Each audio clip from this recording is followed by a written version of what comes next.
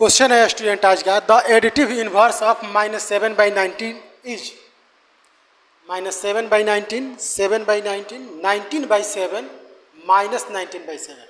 Student हमें बताना है कि जो ये -7/19 है इसका एडिटिव इनवर्स क्या होगा। तो सबसे पहले स्टूडेंट हमें ये समझ लेना है कि किसी भी नंबर और उसके एडिटिव इनवर्स का जो सम अप होता है वो 0 होता है। अब यहाँ पे अगर हमें इसका एडिटिव इनवर्स निकालना है तो मान लेते हैं कि इसका एडिटिव इनवर्स x है, तो यहाँ पर अगर x और इसका सम ऑफ हम निकालते हैं -7/19 का, इसके इक्वल में हम 0 रखते हैं। इसको सॉल्व करने के बाद स्टूडेंट इसको अगर उधर हम ट्रांसपोज करते हैं तो यहाँ पर हो जाएगा x इक्वल,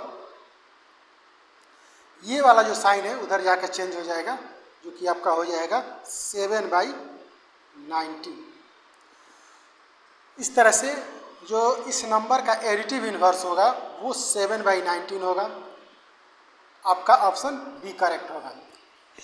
अब स्टूडेंट यहाँ पे इसके बाद एक चीज़ हम लोगों ने नोटिस किया कि जब भी हमें किसी भी नंबर का एडिटिव इनवर्स निकालना हो, तो यहाँ पर चूँकि हम समझ चुके हैं कि किसी नंबर और उसके एडिटिव इनवर्स का जो सम अप होता है 0 होता है।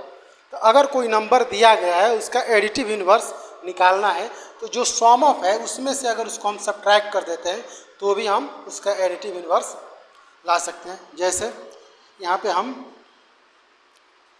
टाइप 2 में मान लेते हैं कि अगर इसका एडिटिव इनवर्स निकालना है तो इसको हम 0 से सब्ट्रैक्ट करेंगे। 0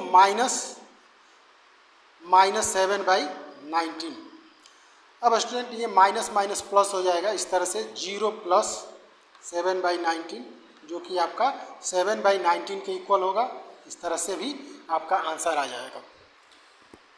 आशा करते हैं स्टूडेंट जो भी हमने यहाँ पे कोशिश की इससे आप समझ गए होंगे कि एडिटिव इनवर्स क्या होता है और एडिटिव इनवर्स को हम किस तरह से किसी भी नंबर का फाइंड करेंगे। उसका दो तरीका है, या तो अज्यूम कर लेंगे कि उसका एडिटिव इनवर्स x है और उसके बाद हमें पता है कि किसी भी नंबर और उसके एडिटिव इनवर्स का जो सम ऑफ होता है वो 0 के इक्वल होता है, तो 0 इक्वल में रखेंगे।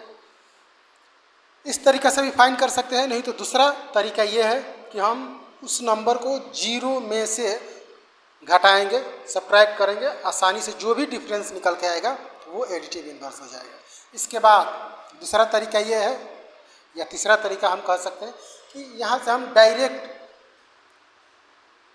जो यहाँ पे साइन है उसको